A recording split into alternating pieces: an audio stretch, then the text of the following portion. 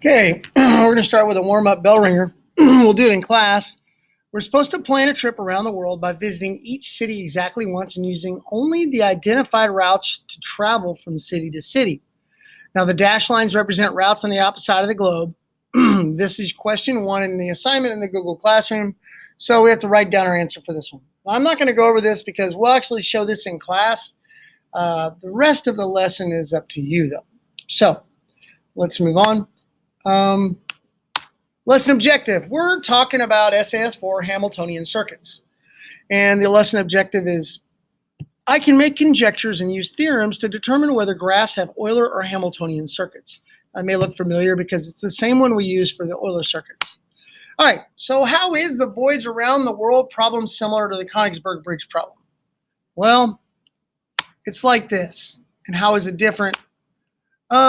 Let's look at the Königsberg Bridge problem. In the voyage problem, we're looking to go to every city exactly once, right? And in the Königsberg Bridge problem, we want to find a walking path through the city that began and ended at the same place and crossed every bridge exactly once. So how are they similar? They're trying to go and do something once, or go to everything once. How are they different? Well, I mean, one's cities and the other one's bridges. Well, what are cities? Cities kind of look like, if you think about the graph we discussed in Euler circuits, those are vertexes or vertices, which is the correct plural term for vertex. And we also have bridges, which are the same as edges for Königsberg. So we touch bridges exactly once or edges exactly once in Euler paths and circuits. And we touch vertexes or nodes in Hamiltonian, and that's what that says here.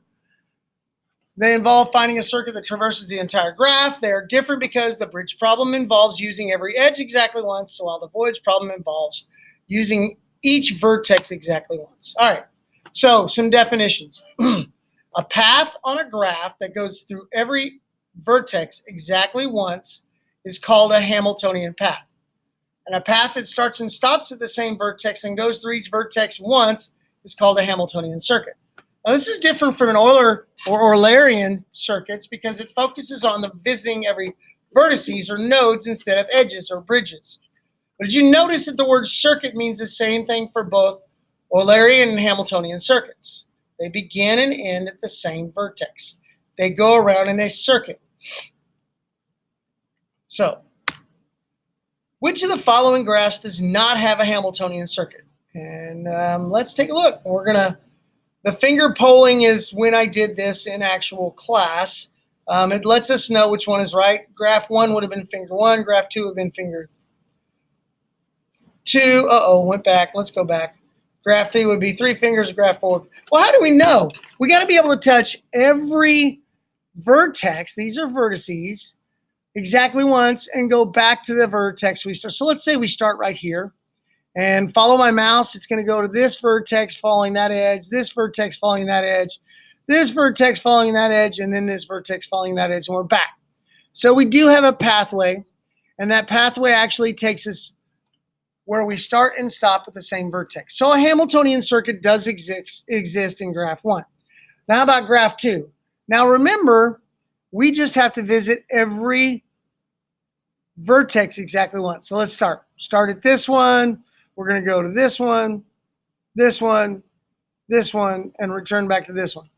Notice that I didn't touch this edge or that edge because we're not worried about edges in Hamilton circuits or Hamiltonian circuits. We're worried about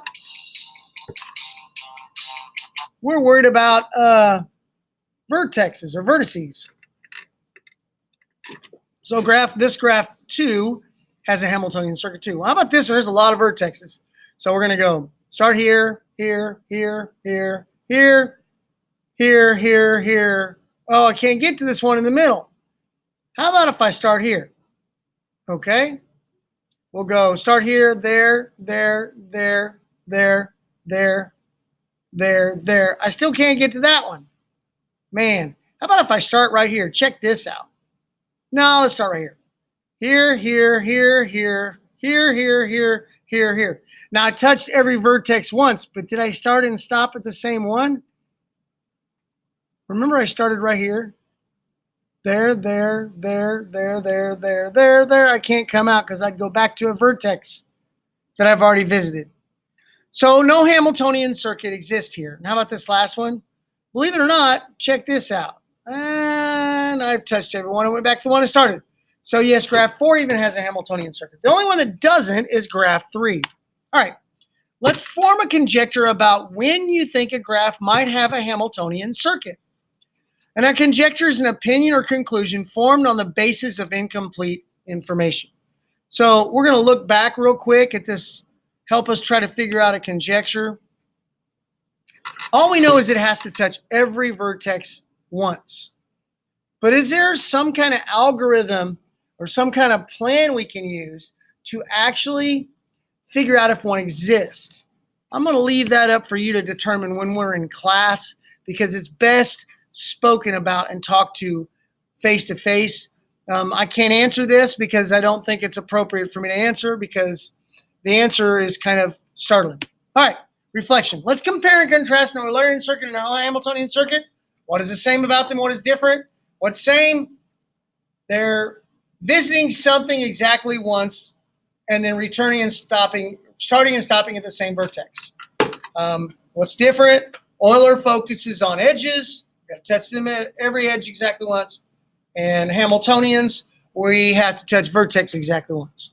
Noticing in Hamiltonians, we don't have to touch every edge. We just have to touch the vertex. So we leave some edges out. And in Eulerian circuits, we may touch vertices more than once, as long as we still have edges to touch. So, all right, let's talk about a practical application. What are some situations where a Hamiltonian circuit would come in handy? And I kind of mentioned this in class a couple times in the past couple years about how going to the grocery store and planning out your shopping by item location in the store is a means to go to Hamiltonian circuit. So say you need to go get chicken, eggs, breadcrumbs, and oil. You're going to fry some chicken, okay? So you know where they're all at in the store. You're going to find, if you're like me, the most efficient way between all 4 of those items. You're going to go in the meat department and get your chicken. You're going to go over to the spice aisle where they have the breadcrumbs. You're going to go to dairy to get eggs. And then you're going to go back to the spice aisle if you didn't already get it and get the oil. And if you looked at SAS 3 and we talked about the most efficient route, hey, you'd know you'd go probably to that aisle twice because they're real close to each other. Oh, pardon me for yawning. All right, planning a vacation by the sites and events your family wishes to see and partake in. Typically, vacations have very limited time, so the more efficient you can be going to different locations and finding the routes to get there, yeah. You know where you want to go? Those would be your vertices, and you want to go straight there and use the most efficient route. All right. Walking across a college campus to get to all of your classes in a day. Same thing. You can use the Hamiltonian circuit. You're going to start at your dorm or your apartment, go to all your classes, and come back to your dorm or apartment when you're done. So those are great practical applications of how you would use a Hamiltonian circuit. All right, can you think of some other situations where they would come in handy? We'll talk about that in a minute, but let's launch this video this lesson with this really interesting information. Most video games require the user to follow a specific pathway through different events, conquer certain opponents, solve different problems, only to return to the starting point. So isn't it amazing that this whole thing that you would play games like Pac-Man or Zelda, that you were following Hamiltonian circuits in proxy, doing problem solving using mathematical discipline that was created centuries ago. I find that pretty cool. Okay, so now it's time for you to go work on the assignment. Best of luck.